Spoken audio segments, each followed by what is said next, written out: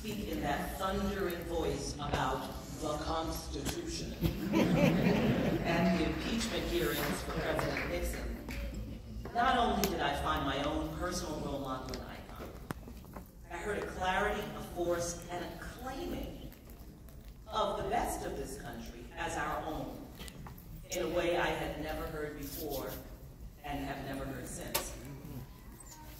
I would not have believed that in just a few decades from when Barbara Jordan spoke that night that it could come to this. So can I be real for a while? Yeah.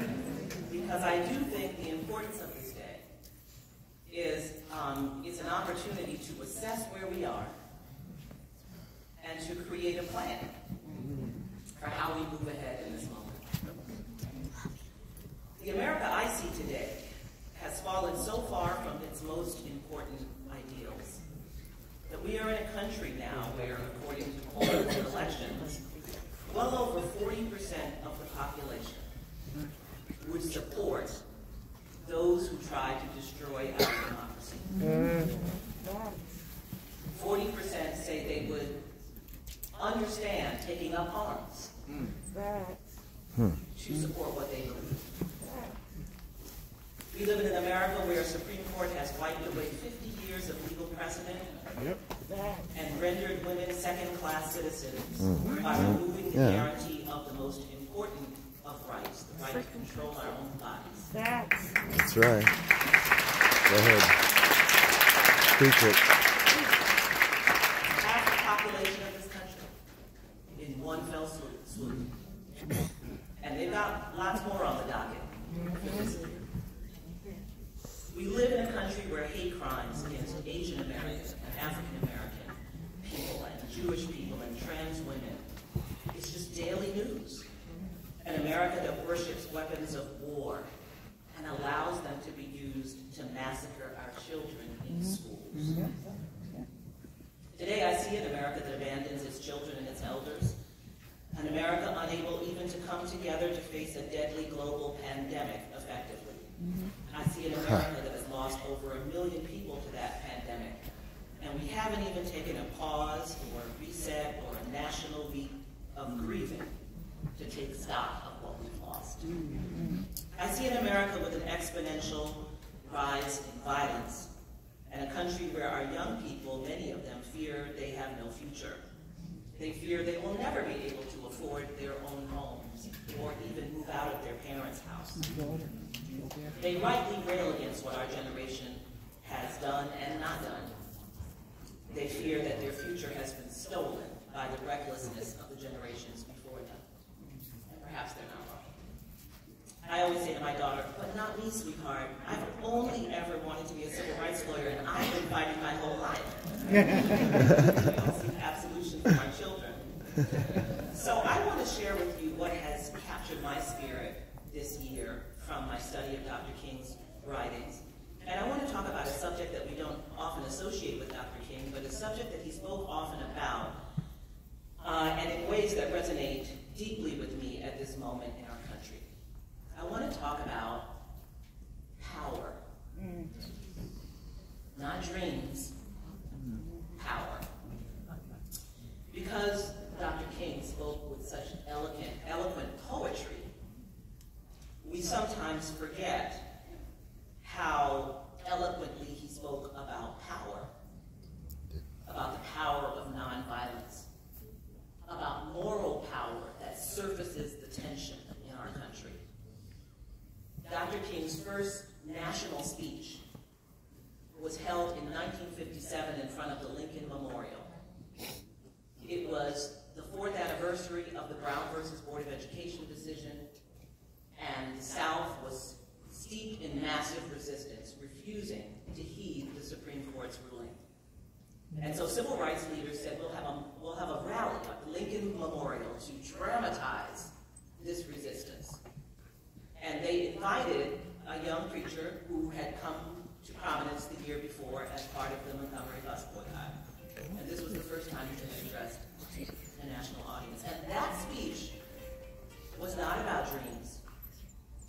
That speech is the speech we now know as "Give Us the Ballot."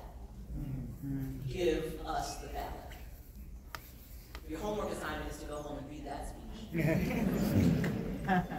He repeats the words, give us the ballot, over 50 times.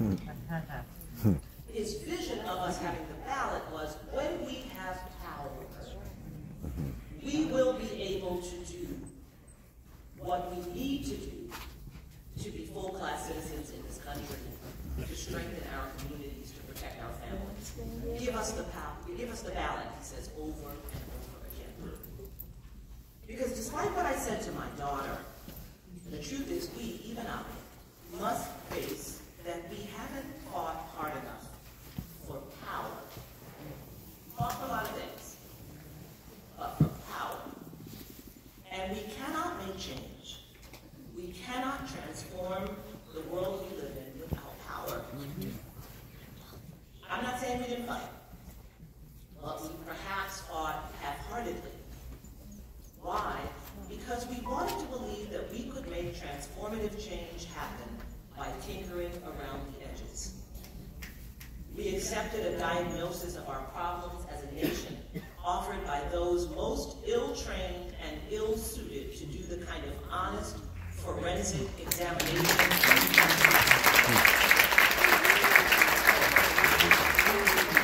Listen to them on TV, read their columns, and they are the least equipped to provide an unsparing and truthful diagnosis. Yeah. And because we wanted to believe that we as a nation are better than we are. That's not a terrible thing. Every nation believes itself to be better than it is. But we wanted to believe that progress was inevitable, that our country and our world were inevitably headed towards better. We wanted to believe that there was a civil rights movement that changed this country, and not that this country will need a score of civil rights movements to become what we want it to be. But now we can no longer deny the truth. We can no longer pretend that what we have been doing is sufficient. We know now that we stand just a hair's breadth away from democratic collapse. We know now that although we have not yet gone over the cliff, we as a country are perched at the cliff's edge. We know that those we are fighting against and the systems and institutions they have created to fight on their behalf do not share our fundamental beliefs.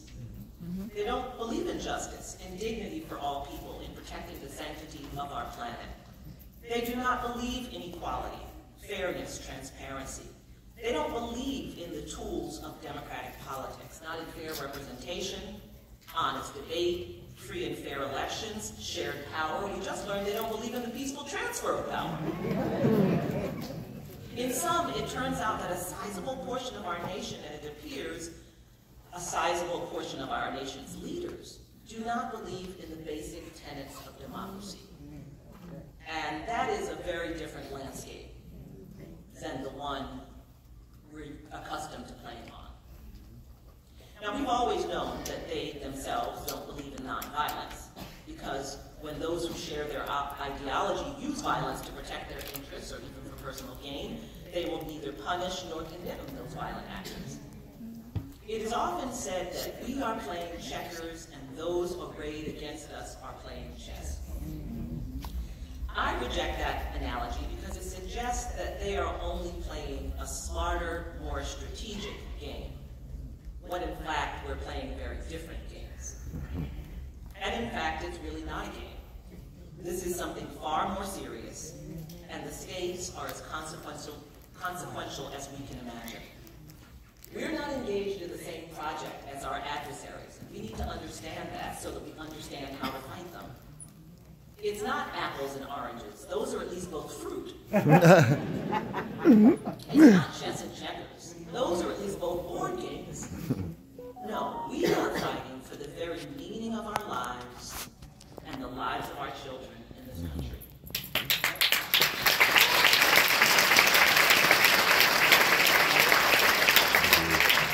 We are in an existential battle for democracy, and that That means we fight using fundamentally different tools and for fundamentally different outcomes than our adversaries. Can I go off script for a moment? Yeah. And that's why the things that we do sometimes seem like they take a little longer, right? Because we care about a different set of things than our adversaries do. You probably said it yourself. I wish Leader Schumer were here, my dear friend. You know, people like to rail on the Democrats all the time, right? How come they're so slow? You see, the Republicans are all lockstep. They all stand together. Of course, they did it 2 weeks ago, but they all stand together. People say that. But that's not what we're about, progressive people. We value dissent. We want transparency. We want every voice to be heard. We want representation. We want diversity. The very things that we value are just messier. They take longer. It's stickier. And if we don't understand that we're fighting for different things, we will denigrate ourselves for not doing it as fast as they do it. We can't do it as fast as they do it because we're doing something different. Just contrast how we operate. We're marching peacefully for what we want. They're climbing the walls of the Capitol, attacking police.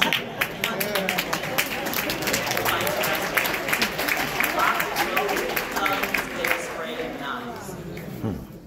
Before I leave here today, I'm going to ask you to call your representatives and your senators. That's what we do. Tear gas. They're breaking into Speaker Pelosi's office and putting their feet up on her desk. We are standing in line for 9 hours to vote, and they are targeting and menacing and threatening Shea Moss and Ruby Freeman, people who are doing the service of counting the ballots in Atlanta. We're fighting for free community college and fair tuition, and they're threatening professors and banning books. We're fighting against police violence, and they are arming the police with weapons of war and shielding brutal police from accountability. We're fighting for dignity for all people, whatever their sexual or gender identity, and they are putting a target on the back of trans people.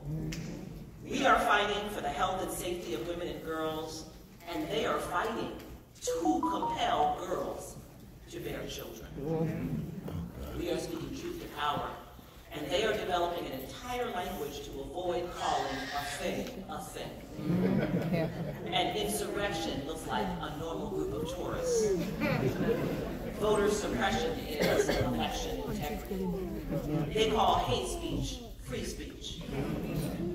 We are fighting for racial justice and equality, and they are fighting to maintain white supremacy.